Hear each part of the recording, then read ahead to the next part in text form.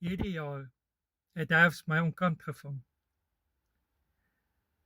Want hier in 2026 was daar rekord tye aangeteken van die warmste dae in herfsttyd. Maar nog steeds het die bome en die plante hulle blare afgeskit. En hoe dit my gevang het is, want die plekke waar ek my motor parkeer onder koeltebome was nie meer so koelte wat dit gebied het nie, as gevolg van die blare wat afgeval het. Maar nog steeds het die bome hulle blare afgegooi, omdat hulle in lyn was met die seisoen. Psalm 27 vers 14 sê dat ons op God moet wag en sterk moet staan.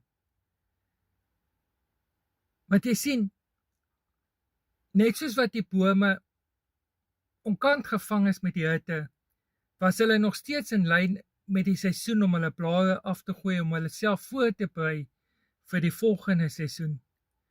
En net so moet ons op God wag, al is dit hoe warm in ons lewens en die lewe ons baie keer onkant vang met dinge wat gebeur, moet ons in lyn wees met ons bron, God, sodat ons die regte voorbereidings kan doen, en dat ons op God moet wag vir krag en genade, in tye wanneer ons dit nodig het, in tye wanneer hy wil kom, om ons te verander, juis wanneer dit so warm raak in ons lewens, moet ons nog steeds God vertrou,